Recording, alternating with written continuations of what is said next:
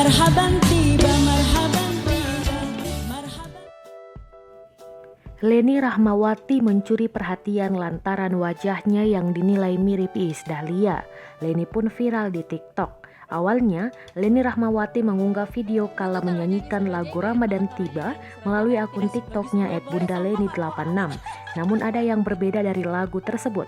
Liriknya sedikit berubah, yang seharusnya Ramadan Tiba menjadi Marhaban Tiba. Banyak netizen menyebut Leni sangat mirip dengan pedangdut Iis Dahlia. Hingga saat ini videonya telah ditonton jutaan kali. Saat dikonfirmasi oleh surya.co.id, Leni membenarkan bahwa itu videonya.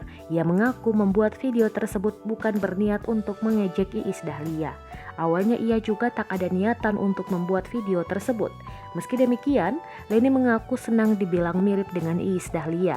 Tapi Leni juga takut kalau nantinya Iis Dahlia mengiranya sedang mengejek.